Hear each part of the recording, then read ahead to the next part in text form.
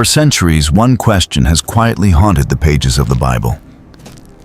If the flood destroyed the Nephilim, why did giants appear again? Genesis tells us the ancient world was wiped clean. The corruption of the giants was buried beneath the waters of judgment. The story should have ended there, but it didn't. Because when the Israelites entered the land of Canaan, the spies returned with a report so terrifying it nearly shattered the nation. They said the land was filled with giants, not one race, but many. The Rephaim, the Anakim, the Amim, the Zuzim, the Zamzumim. Entire tribes of colossal warriors scattered across the ancient world. Different bloodlines, different kingdoms, different territories. So how did they survive? Were they remnants of the world before the flood? Or something even more mysterious? Tonight, we follow the hidden trail of these giants through scripture, ancient history, and forgotten traditions. And to understand how they appeared again after the flood, we must begin with the moment heaven first crossed the boundary into the world of men. Before giants became the enemies of Israel, they were something far more disturbing. They were the result of a rebellion that began not on earth, but in the heavens. Genesis chapter 6 opens with one of the most mysterious statements in all of Scripture. It says that the sons of God saw that the daughters of men were beautiful, and they took wives for themselves. In Hebrew, the phrase used is Ben Elohim. In other passages of the Old Testament, this term appears again in a very specific context. In the book of Job, the sons of God present themselves before the Lord. They are not human kings nor earthly rulers. They are members of the heavenly host, spiritual beings who belong to the divine council. For ancient readers of the text, the meaning was not ambiguous. Something supernatural had crossed into the human world. Ancient Jewish traditions preserved in texts like the Book of Enoch describe these beings in more detail. They were called the Watchers' heavenly guardians, assigned to observe humanity. But according to those traditions, some of them abandoned their place. They descended, and when they did, the order of creation began to fracture. These watchers looked upon human women and desired them. They took them as wives. What followed was not merely a moral failure, it was a transgression of the boundaries that God had established between heaven and earth. From those unions came children unlike any seen before. The Bible gives them a name that has echoed through history, the Nephilim. The word itself carries an eerie weight. Some interpret it to mean fallen ones. Others connect it with the idea of giants, beings whose size and power set them apart from ordinary humans. Genesis describes them as the mighty men who were of old, men of renown. These were warriors remembered in ancient memory, heroes of terrifying strength, figures who dominated the earliest chapters of human civilization.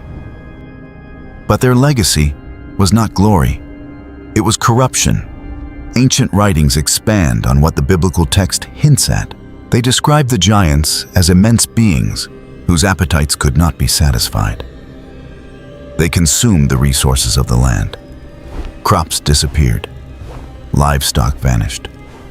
And when the earth could no longer sustain them, they turned against humanity itself. Violence spread like wildfire across the ancient world. Cities fell into chaos. Power belonged not to the wise or the just, but to the strongest. The biblical narrative captures this moment with haunting simplicity. It says that the earth was filled with violence, not isolated acts of brutality, not occasional wars, but a civilization drowning in corruption. And at the center of that corruption stood the Nephilim, symbols of a world where the boundaries between the human and the supernatural had collapsed. There is something deeply unsettling about this moment in biblical theology, because the problem was not simply sin, it was contamination. Human history had been altered by forces that were never meant to shape it. And according to the narrative of Genesis, God saw what had happened. He saw the violence, he saw the corruption, he saw how deeply the world had fallen. The text says that every inclination of the human heart was continually evil. That statement is not merely moral judgment. It is the description of a world that had lost its balance, a world drifting further and further from the order of creation. So God made a decision. One man would survive. His name was Noah. Through him, humanity would begin again. The flood that followed was not simply an act of destruction. It was a cosmic reset, a cleansing of the earth from the corruption that had spread through it. Waters rose across the world. Cities disappeared beneath the waves. The giants vanished. The old world was buried. For a moment, it seemed the Nephilim were gone forever. But the Bible contains a detail that refuses to stay silent. Because centuries later, when Israel approached the land of Canaan, giants appeared again.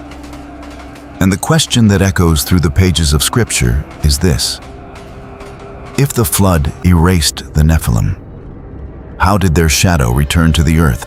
To answer that question, we must now step into the strange world that emerged after the waters receded, a world where the giants would rise again. The flood was not merely a natural disaster. In the biblical worldview, it was something far more profound. It was a reset of creation itself, a divine intervention meant to cleanse the earth from the corruption that had spread through humanity and the unnatural bloodlines of the Nephilim. For 40 days the rain fell. For months the waters covered the mountains. Civilizations disappeared beneath the waves. The giants of the ancient world, the mighty warriors of Genesis, vanished with them. When the waters finally receded, the earth stood silent, empty. Human history began again with only 8 survivors: Noah, his wife, his 3 sons, and their wives. 8 people carrying the fragile future of the human race. For a moment, the story feels complete. The rebellion of heaven had been answered. The corruption of the giants had been erased. The earth had been purified. But the Bible contains a detail that shatters that sense of finality. Centuries later, when the Israelites approached the land promised to them, Moses sent 12 spies to explore Canaan. Their mission was simple: survey the land, observe the cities, report back. But when the spies returned, their report carried a chilling revelation. The land was fertile, the cities were fortified, and the people who lived there were unlike any ordinary nation.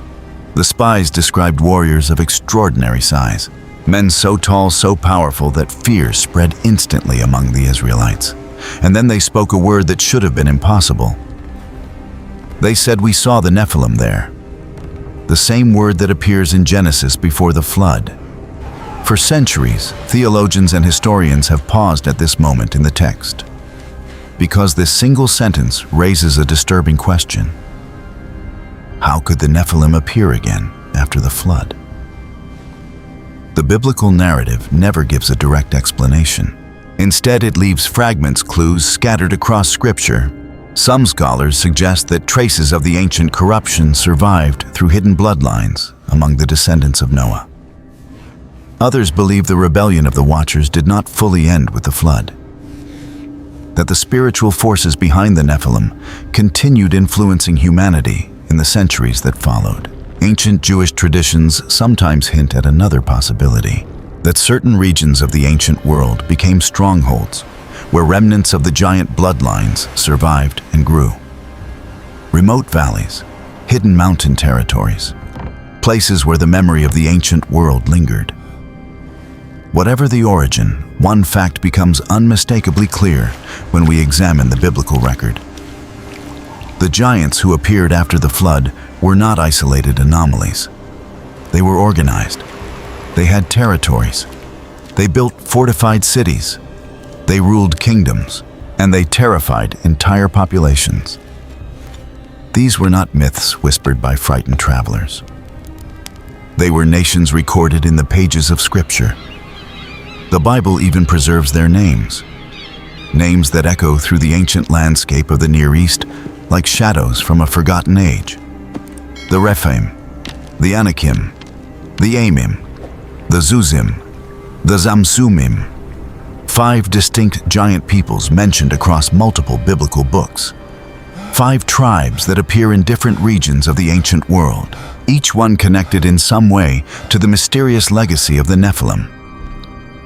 The Bible rarely wastes words. Yet it repeatedly records these tribes with careful detail. Their territories, their wars, their kings. It is as if the biblical writers wanted future generations to notice something, to recognize that these giants were not merely legends. They were part of the historical landscape of the ancient world. If this ancient mystery captures your imagination, take a moment to share your thoughts below, not as an argument or a debate, but as part of the journey. Because for thousands of years, readers of Scripture have wrestled with these passages together, asking the same questions we ask today. And sometimes understanding grows when a community searches the text side by side. But now the investigation deepens. Because the Bible does more than mention giants, it places them inside specific territories, kingdoms, and battles. To uncover the truth behind these mysterious tribes, we must travel into the valleys of the ancient Near East, into the lands where the first of these giant races ruled with power and where their legacy would collide with the rising nation of Israel. The first giant kingdoms that appear in the Bible are not myths hidden in obscure legends. They stand directly in the path of Israel's history. Among the most mysterious of these peoples were the Rephaim. Their name echoes across the ancient landscape of the Near East. Entire valleys carried their memory. One of the most famous was the Valley of Rephaim, located just outside Jerusalem, a place where ancient battles were fought and remembered for generations. But the Rephaim were not merely a tribe living in one valley. They were a widespread people whose influence stretched across large regions east of the Jordan River. Long before Israel entered the land, ancient kings were already fighting wars against them. Genesis chapter 14 records a coalition of powerful kings sweeping through the region in a brutal campaign. As their armies advanced, one of their targets was a people called the Rephaim. That small detail tells us something important. These giants were not isolated monsters hiding in caves. They were organized societies. They ruled territories. They commanded armies strong enough to challenge the greatest powers of their time. For the people of the ancient Near East, the Rephaim were part of the real political world, feared neighbors whose presence shaped regional conflicts. Yet, even more unsettling is what later traditions suggest about them. In some ancient Hebrew texts, the word Rephaim begins to take on a second meaning. It becomes associated with the spirits of the dead shadows dwelling in the underworld. It is as if the memory of these giants lingered so strongly in the cultural imagination that their name eventually became linked with the realm beyond life. But the Rephaim were not the giants who terrified Israel the most. That title belonged to another tribe, the Anakim. Their story begins with a mysterious ancestor named Anak. The Anakim lived throughout the hill country of Canaan, inhabiting powerful fortified cities such as Hebron, Debir, and Anab. These were not small villages. They were strategic strongholds that controlled important trade routes and agricultural regions. When the Israelite spies entered the land under Moses' command, they encountered the Anakim, and the moment changed everything. The spies returned with a report that shook the entire nation. They spoke of towering warriors, men whose size and strength made trained soldiers feel like insects standing before them. One sentence from their report captures the terror of that moment. We seemed like grasshoppers in our own eyes, and we looked the same to them. Think about the psychological weight of those words. Israel had just escaped slavery in Egypt. They had witnessed miracles cross the sea and survived the wilderness. Yet, when they faced the Anakim, their courage collapsed. Fear spread through the camp like wildfire. The nation hesitated to enter the land, not because of walls, not because of armies, but because of giants. Years later, Joshua would finally lead Israel into Canaan. One of his missions was clear: the Anakim had to be driven out. Biblical records say Joshua fought long campaigns across the hill country, striking at the cities where these giants lived. Many of the Anakim were destroyed, but not all. Some survived. The survivors fled toward the coastal plains controlled by the Philistines. There, in cities like Gath, their bloodline endured. Generations later, one of their descendants would step onto a battlefield facing a young shepherd named David. His name was Goliath, but the Anakim and the Rephaim were only the beginning. Because the deeper we move into the biblical record, the more giant tribes appear, each one guarding fragments of a forgotten world that refuse to disappear. Beyond the famous names of the Rephaim and the Anakim, the Bible preserves traces of other giant tribes. Brief mentions, almost easy to miss, yet heavy with mystery. They appear like shadows at the edge of the text, but those shadows are enough to reveal that the world after the flood was still haunted by remnants of something ancient. One of these tribes was the Rephaim. Their name carries a chilling meaning: the dreaded ones or the terrifying ones. Even in the language itself there is fear. This was not merely a people known for unusual height. They were remembered as a presence that disturbed the imagination of entire nations. Deuteronomy tells us that the Rephaim once lived in the land later occupied by Moab. They are described as a people great, numerous, and tall like the Anakim. That comparison matters. It places them in the same category as the giants that shattered Israel's confidence. Imagine the memory they left behind. A people so formidable that their very name became a warning. In the ancient world, memory was survival. Nations remembered what had nearly destroyed them. And the Rephaim were remembered not as a curiosity, but as a terror. Some later traditions expanded their image even further, describing them as monstrous in stature and fearsome in presence. We should be careful not to treat those traditions as equal to Scripture. Yet they reveal something important: the giant tribes left scars in the cultural memory of the ancient Near East.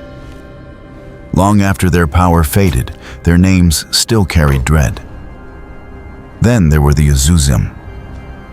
They are even more obscure, mentioned in Genesis 14 during the campaign of invading kings. At first glance, they almost seem like a passing detail in a military record. But that is precisely what makes them so significant. The Bible does not introduce them as mythological beings. It places them inside a historical war.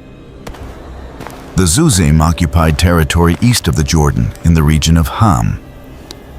Like the Rephaim, they were caught in the violent upheavals of the ancient world. Armies marched against them. Kingdoms collided in their lands. Their existence is woven into the geography and warfare of the biblical narrative. And that changes the atmosphere of the story, because the giants are no longer distant legends from the age before the flood. They are now standing inside history, inside battles, migrations, and territorial struggles. They belong to a world of kings' armies and collapsing kingdoms. Yet, the deeper mystery remains. If so many giant tribes existed after the flood, why did they vanish so completely from later history? Were they slowly destroyed in war? Were they absorbed into surrounding populations? Did their bloodlines fade over generations until only stories remained? Or did later civilizations deliberately reduce them to legend because the truth had become too strange to preserve at this point in the story? Many viewers begin asking the same question: why does the Bible record these tribes so carefully? If you have ever wrestled with that, leave your thought in the comments and enter the search with us, because sometimes the smallest verse is guarding the largest secret. And that secret leads us to the final tribe, the last great echo of the giant age. Because when the Bible speaks of the Zamzummim, it is no longer describing a rising power, but the closing footsteps of a dying world. The final giant race recorded in the Bible carries a name that sounds almost like a whisper from a fading world: the Zamzummim. They are mentioned briefly in the book of Deuteronomy, yet their presence marks the closing chapter of the Giant Age in the biblical landscape. The text describes them as a people great, numerous, and tall, much like the Anakim. They lived east of the Jordan River, in the territory that would later belong to the Ammonites. For generations, the Zamzummim ruled those lands. They were not wandering giants hiding in remote valleys. They were a people with territory influence and strength, another branch of the mysterious giant tribes that lingered after the flood. But their story ends in a quiet yet decisive way. According to the biblical record, the Ammonites eventually defeated them. The land changed hands. Cities once ruled by giants became cities of ordinary men. The Zamzummim disappeared from history, their memory preserved only in a few verses of scripture. And that moment carries a profound significance. Because after the fall of the Zamzummim, the biblical narrative begins to shift. The landscape of the ancient Near East changes. The giant tribes that once dominated entire regions begin to vanish. The Rephaim fade from the story. The Amim are gone. The Zuzim are no longer mentioned. The Anakim survive only in fragments of bloodlines scattered among the Philistines. The age of giant nations is ending. Yet the Bible does not allow us to forget them completely. From time to time, a final echo appears. A single towering warrior on a battlefield. A descendant of ancient bloodlines standing before the armies of Israel. One of the most famous moments occurs centuries later in the Valley of Elah. A giant named Goliath of Gath steps forward to challenge Israel. His height, his armor, and his strength all echo the ancient traditions of the giant tribes. The text even hints that he belongs to the surviving lineage of the Anakim who had fled to Philistine territory. For 40 days he stands before Israel's army, a reminder of a past that refuses to disappear. And then something unexpected happens. A young shepherd named David steps onto the battlefield. No armor, no sword, only a sling and 5 smooth stones. The confrontation between David and Goliath becomes more than a military encounter. It is almost symbolic, a moment when the fragile future of humanity stands against the fading shadow of the ancient giants. When the stone leaves David's sling and strikes the giant, something deeper than a duel ends. It is as if the final echo of the giant age collapses with him. From that point forward, giants appear only rarely in the biblical narrative, usually as isolated warriors rather than nations. The kingdoms of giants are gone. Their cities have fallen. Their territories have been taken by ordinary people. But their memory remains embedded in Scripture like fragments of a forgotten chapter in human history. For the ancient writers of the Bible, these giants were not simply legends. They were reminders of a time when the boundaries of creation had been crossed, when the line between the human and the supernatural had become dangerously blurred. The flood had cleansed the world, but its shadow lingered. And the giant tribes that rose after the flood became the final echoes of that shadow. Today their names survive only in ancient texts. Rephaim, Anakim, Amim, Zuzim, Zamzummim. 5 races of giants scattered across the biblical world. 5 reminders that the earliest chapters of human history were far stranger than we often imagine. And perhaps the most intriguing question still remains. If the ancient world once struggled with forces that crossed the boundary between heaven and earth, what other forgotten stories might still be hidden in the pages of Scripture waiting to be rediscovered? When we step back and look at the journey we've taken tonight, the picture becomes clearer. What once appeared in the Bible as scattered verses, strange names, brief battles, towering warriors begins to reveal something much deeper, a hidden layer of ancient history. A world where the boundary between heaven and earth had once been crossed, and where the echoes of that crossing shaped the early struggles of humanity. The Rephaim, the Anakim, the Amim, the Zuzim, the Zamzummim. 5 forgotten giant races whose shadows still linger in Scripture. If this exploration sparked your curiosity, leave a like so more people can uncover these mysteries. Share your thoughts in the comments. What do you think these ancient giants really were? And if you want to continue exploring the hidden depths of biblical history, subscribe and stay with us for the next journey. Because sometimes the greatest discoveries are still waiting, quietly hidden in the oldest pages of the Bible.